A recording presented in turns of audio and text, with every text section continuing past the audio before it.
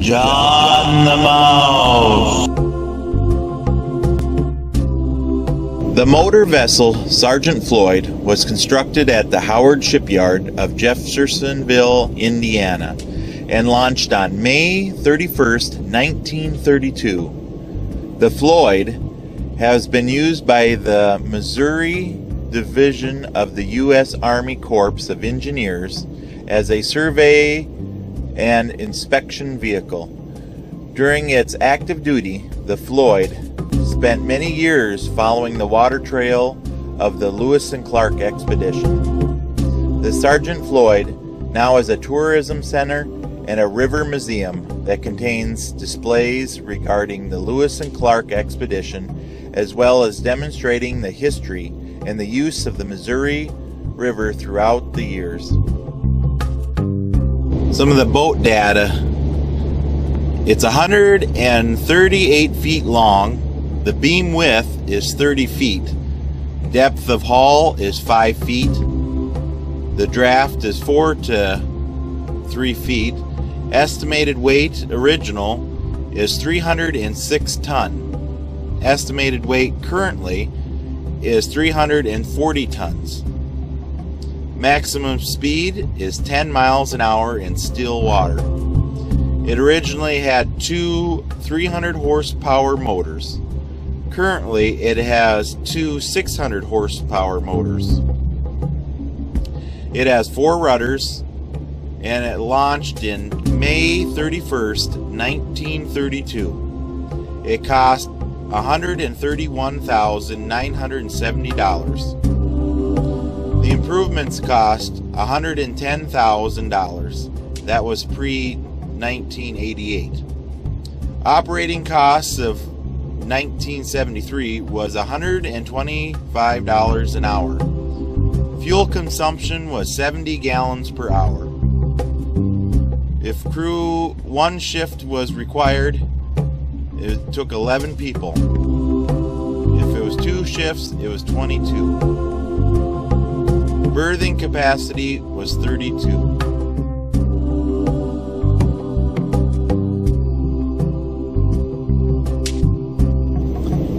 The Sergeant Floyd's twin engines were controlled independently with separate throttles for forward and reverse capabilities. They were operated by the ship's engineer, who received his commands from the Pilothouse via the bells and dials of the 2 engine communications, which were linked by chain and cables to similar fixtures in the Pilothouse 3 decks above. Coded lights, telephone, and traditional boat valve further provided backup communication options between engine room and Pilothouse.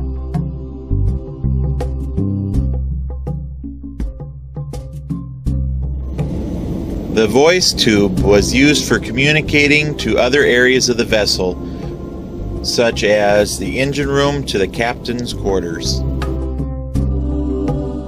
The throttle stand was the principal station from which the ship's engines were controlled. Its original position prior to the recent remodeling was between the ship's engines and on level with the bottom of the engine, where the visitor catwalk now is located. Here we see 4 levers, 2 for each motor. The center ones are for the throttle. The outside ones is for forward and reverse. Here they got lube oil, temperature gauges, RPM gauges, forward and reverse on the same gauge for each engine. Oil pressure gauges, and a cooling water temperature gauge, and a few other gauges. Block and tackle. Pulley blocks and rope lines were employed in a variety of combinations aboard river boats to load and shift cargo, set spars, lower boats, and pull free from sandbars.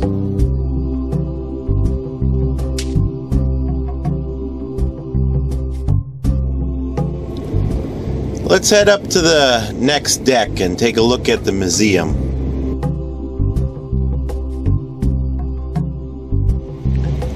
On August 21st, Tuesday, 1804, Lewis and Clark wrote, "We set out very early this morning and proceeded under the gentle breeze from the southeast, past Willow Creek, small on the starboard side, below a bluff of about 170 feet high and 1/2 miles above Floyd's River.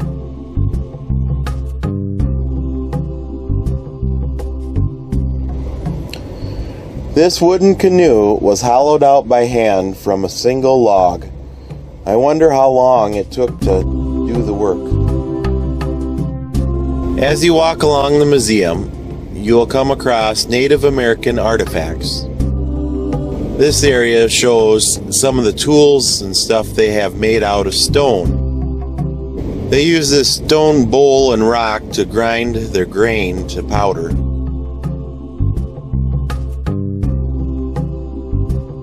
Now I come to a section here where they start talking about the early settlers.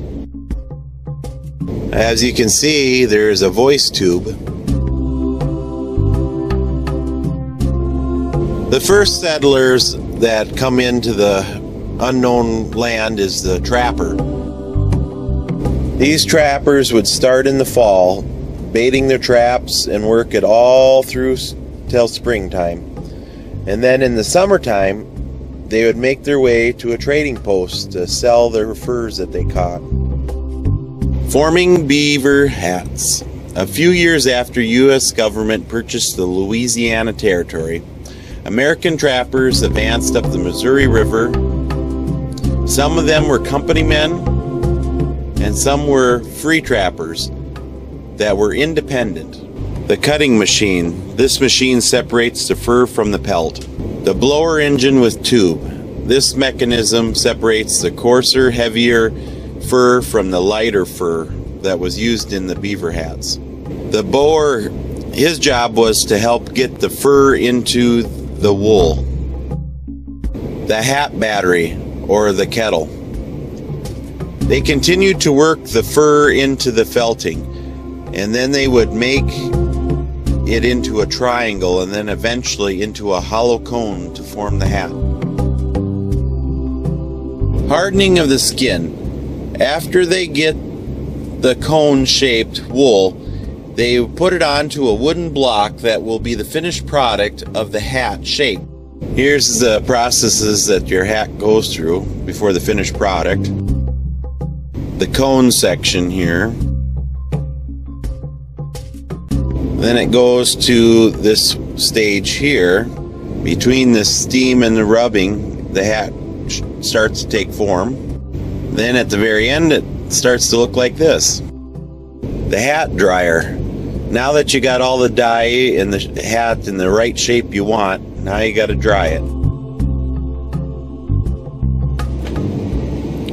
In 1803, President Thomas Jefferson sent an expedition commanded by Lewis and Clark to explore the newly acquired Louisiana Purchase, to seek an all-water route to the Pacific Ocean, and to make peaceable contact with the native people. On May 14, 1804, the explorers headed up the Missouri. They reached the Pacific in November 1805. They returned to St. Louis on September 23, 1806, having traveled more than 8,000 miles in 2 years, 4 months, and 9 days. On August 20th, 1804, the Lewis and Clark expedition suffered the first and only casualty of the transcontinental journey. Charles Floyd, a 22-year-old Kentuckian and friend of William Clark, was stricken by a sudden illness early on August 19th and died the next morning as the expedition approached what is now Sioux City, Iowa.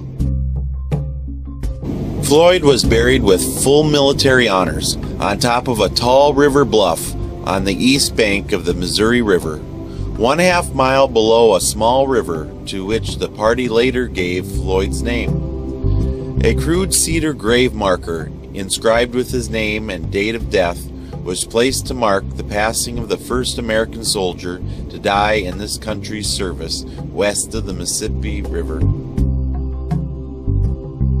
The Rocky Mountains was a typical 1820s double-ended keelboat. It measured 70 feet by 12 feet and had nearly a flat bottom design for shallow river operation.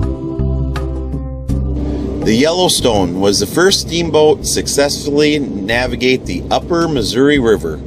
It was constructed at the Louisville, Kentucky, and delivered to the St. Louis-based American Fur Company in the spring of 1831.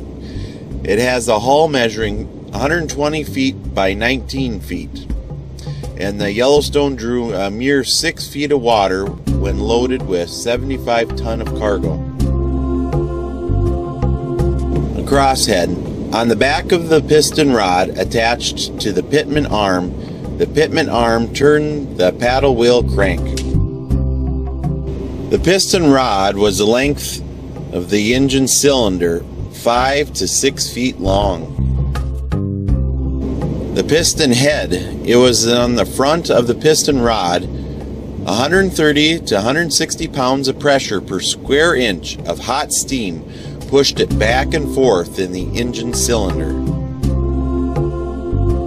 Here's some old pictures of when they built the monument on top of the bluff for Sergeant Floyd.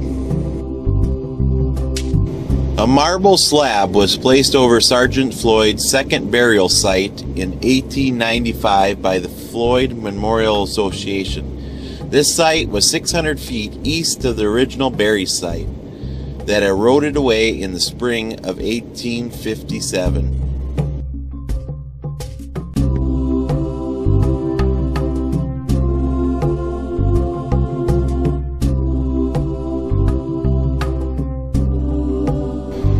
This little showcase shows all the tools that they needed to construct wooden barges.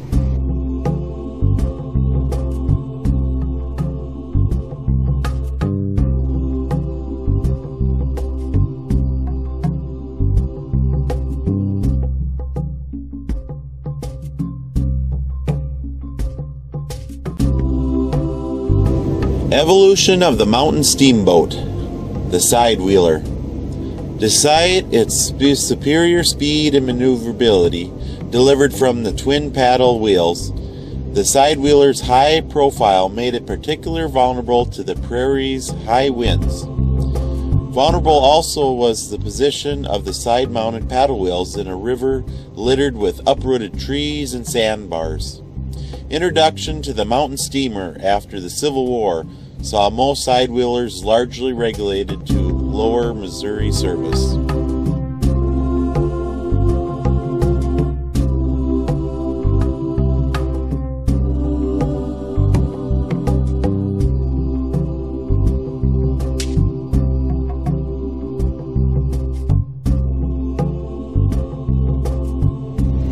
The light draft sternwheeler. Missouri River sternwheeler steamers seldom exceeded 200 feet in length and 30 feet in beam. Average life expectancy due to snags, sandbars, fires, and hard use was 3 years. The Bertrand sank on its maiden voyage in 1866 near the present-day Missouri Valley, Iowa.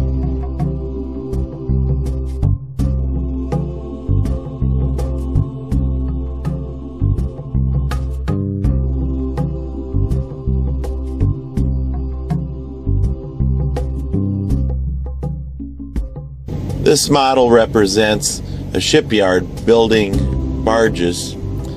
There also is a wooden pile driver.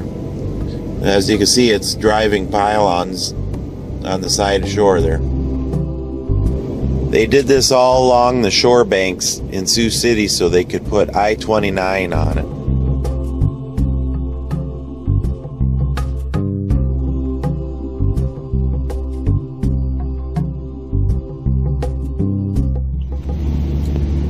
The Far West was a typical 19th century Missouri River freight carrier. It was constructed in 1870 near Pittsburgh, Pennsylvania. It was specially designed for the upper Missouri trade. Its 190 foot by 33 foot hull could float 187 ton of cargo and passengers in as little of 3 feet of water. The Far West enjoyed a colorful career on the Missouri. In 1872, it raced the rival steamboat Nellie Peck from Sioux City to Fort Benton, Montana, and back, covering a distance of over 2,000 river miles. It beat the Nellie back to Sioux City by just 4 hours. 4 years later, the Far West served as hospital ship for George Custer's the 7th Cavalry during the ill-fated campaign against the Sioux Nation. Captain Grant Marsh set a river speed record by carrying 52 wounded soldiers 920 miles to Fort Union, North Dakota in less than 54 hours. Unfortunately, the Far West suffered a typical Missouri River steamboat's fate. On 20th of October, 1883, it struck a sunken tree and sank near St. Charles, Missouri.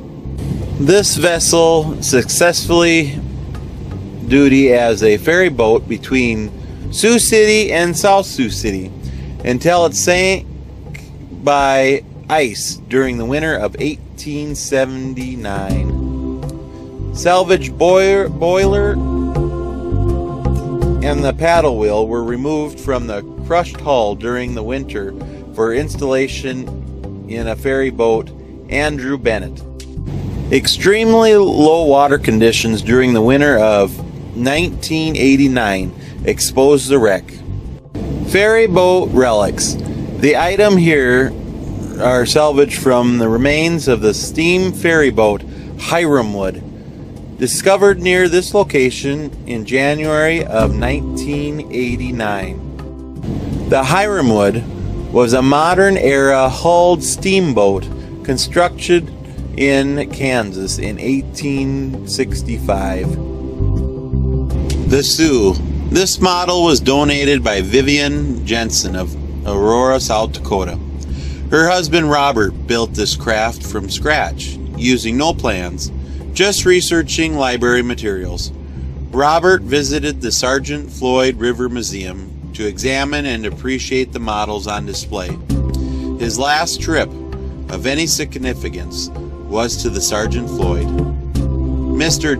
Jensen built the Sioux to operate by radio control. It is now equipped with a motorized paddle wheel. M.V. John Ordway, last paddle wheel from Montana, 1940. On April 26, 1940, the U.S. Army Corps of Engineers towboat M.V. John Ordway left Fort Benton, Montana, destined for Omaha, Nebraska, on that would become the first trip of the sternwheel riverboat from that port since 1914, and ultimately the last ever from Montana.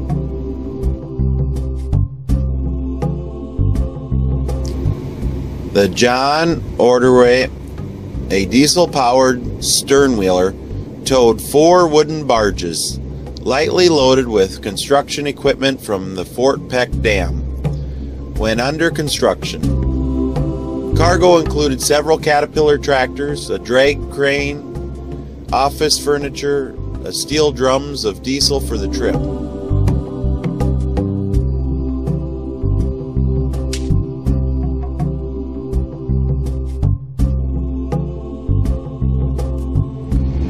Nearly a century has passed since the great river boats churned the waters of the Missouri and the Mississippi rivers.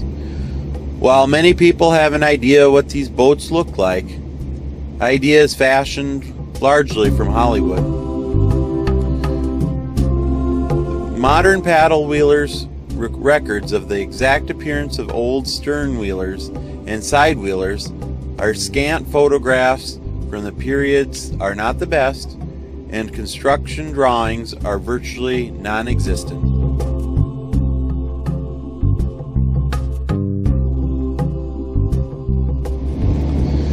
Now, thanks to an efforts of a Sioux City resident, Blair, an accurate description of many boats that piled across this nation inland waterways is taking shape. Using pieces of wood and plastic, he creates models of old boats, some which he will sell for as much as $3,500 each.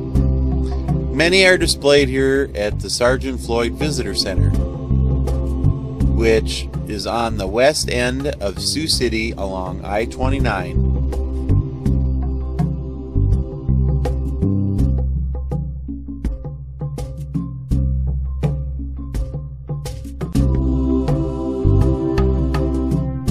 As we head up the stairs, we'll head to the Pilothouse. In this area provided sleeping quarters and bathroom facilities for the captain, pilot, and the ship's clerk. The radio room is also located here. When underway, either the captain or the pilot, and sometimes both, were present in the Pilothouse. Clerks on large boats of the position was divided into two, usually a chief clerk and a second clerk or mud clerk. Clerks' duties included collecting fares, assigning rooms, collecting freight bills, paying for fuel, keeping track of wayward bills, and checking on the loading and unloading of cargo. The clerk on larger vessel was the third in the anarchy, below the captain and pilot. Clerks were responsible to the owner and handled the business end of the venture, recruiting passengers and cargo, preparing wayward bills, handling payroll, and hiring and firing deckhands. I have to go through this little door and a few more steps and we're in the Pilothouse. Radar, port spotlight control, signal bell, depth finder, rudder control, ship's telegraph, voice tube,